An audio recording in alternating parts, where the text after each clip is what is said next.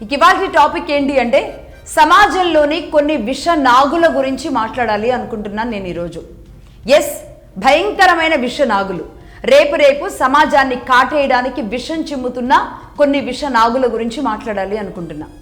అయితే విష నాగులైనా ఏదైనా సమాజానికి సంబంధించి కాబట్టి అసలు సమాజంలో ఒక వ్యక్తి ప్రవర్తన, ఒక వ్యక్తి లైఫ్ అనేది దేనితో ముడిపడి ఉంటుంది అంటే గనక సామాజిక కోణం అనేది ఒకటి ఉంటుంది.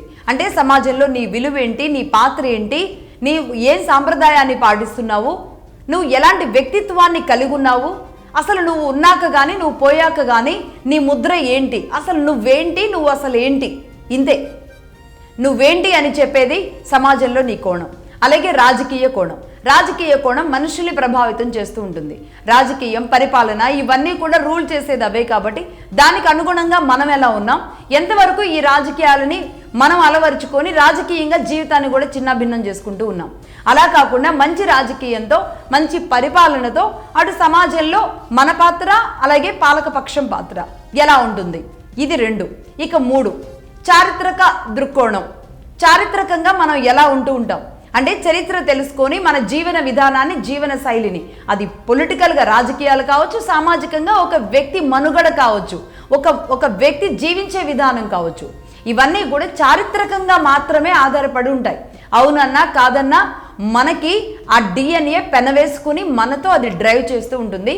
ఇది చరిత్ర, రైట్? ఈ 3 అంశాలు కాకుండా ఇప్పుడు నేను చెప్పిన ఈ 3 కోణాలే మనిషి జీవితాన్ని ప్రభావితం చేస్తూ ఉంటాయి సొసైటీలో.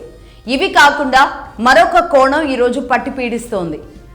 కొన్ని సంవత్సరాలుగా ఇది మొత్తం ఒక వికృత రూపంగా మారి విషపు నాగులాగా తయారైన మరొక కోణం, అదే స్త్రీ కోణం. ఈ మాట అనడానికి నాకే సిగ్గేస్తుంది, నాకే ఇబ్బంది అనిపిస్తుంది. ఎందుకంటే ఒక స్త్రీని అయ్యుండి కొంతమంది స్త్రీలు విషపు నాగుల్లాగా తయారయ్యారు సొసైటీలో అని అనడానికి నాకే సిగ్గేస్తుంది. ఎందుకు అంటే ఇది అందరి స్త్రీలను అనడం కాదు, అసలు ఎట్టి పరిస్థితులు ఇది అందరి స్త్రీలకు వర్తించదు, కొందరు స్త్రీలకు మాత్రమే వర్తిస్తుంది. మరికొంతమంది స్త్రీలు ఉంటారు, మంచి మహిళలు, బంగారు తల్లులు, వాళ్ళ కుటుంబం కోసమో, వాళ్ళ కెరియర్ కోసమో, వాళ్ళకి ఎన్ని కష్టాలు ఉన్నా దిగమింగుకుని యుద్ధాలు చేసే మహిళలు ఉంటారు. సమాజంలో తాము నిలబడడం కోసం యుద్ధాలు చేసే మహిళలు ఉంటారు. సమాజంలో తమను తాము ప్రూవ్ చేసుకోవడానికి మగవాడికి ఈక్వల్గా తమ వ్యక్తిత్వాలని, క్యారెక్టర్ని నిలబెట్టుకుంటూ వెళ్లే బంగారు తల్లుల గురించి కాదు ఇక్కడ మాట్లాడేది. అలాంటి వాళ్ళకి సంబంధించింది కాదు ఈ ఎపిసోడ్, వాళ్ళు అసలు చూడాల్సిన అవసరం కూడా లేదు. నేను మాట్లాడుతున్నది విషపు నాగులుగా మారి సమాజాన్ని తమ కోరల్లో బంధించుకోవాలి అని కాసుకొని కూర్చున్న ఈ స్త్రీ విషపు నాగుల గురించి మాత్రమే. ఎందుకు ఇంత కఠినంగా చెప్పాల్సి వస్తుంది అంటే ఈ మధ్యకాలంలో జరుగుతున్న అనేక ఇన్సిడెంట్స్, అనేక సంఘటనలు సమాజాన్ని అసలు ఎటువైపు తీసుకెళ్తున్నాం మనం అర్థం కావట్లేదు. ముఖ్యంగా అంటే ప్రతి రాష్ట్రంలో లేదా, ప్రతి దేశంలో లేదా అని అడిగే వాళ్ళకి నేను ఇక్కడ ఒక విషయం చెబుతాను.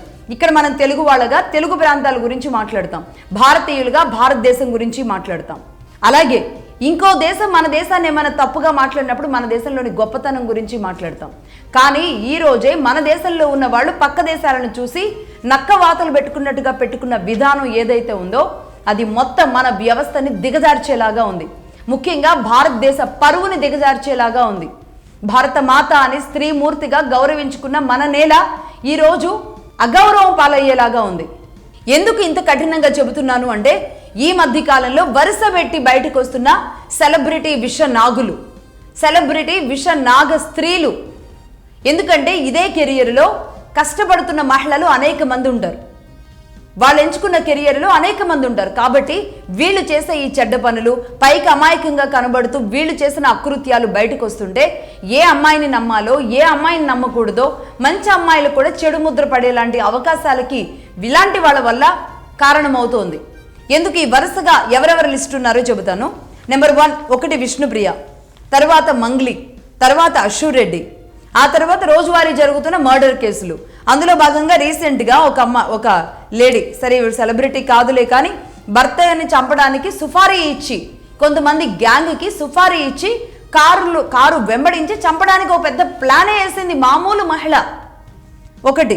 రెండవది, ఇక ఒక అబ్బాయిని ప్రేమించానని చెప్పి మోసం చేసి ఆ తర్వాత తనకి ఇంకేవో FIRs పెట్టుకొని అతడు నమ్మడం లేదు అని ఆ అబ్బాయితో ఉన్న ఫోటోల్ని, పర్సనల్గా ఉన్న ఫోటోల్ని ఈ అబ్బాయి ఫోన్కి పంపించి అది చూసి వాడు కుళ్ళి కుళ్ళి ఏడ్చి ఇక నేను బతకలేను, ఇక ఈ అమ్మాయి లేకపోతే నా జీవితం వ్యర్థం అనుకొని వెళ్ళి సూసైడ్ చేసుకుంటే ఇవాళ మరణించడం జరిగింది. ఇలాంటి అకృత్యాలు జరుగుతూ ఉన్నాయి. వరుస పెట్టి జరిగిన ఈ 5-6 సంఘటనలు ఏవైతే ఉన్నాయో వాటి గురించి మాట్లాడాలనుకుంటున్నా. నెంబర్ 1గా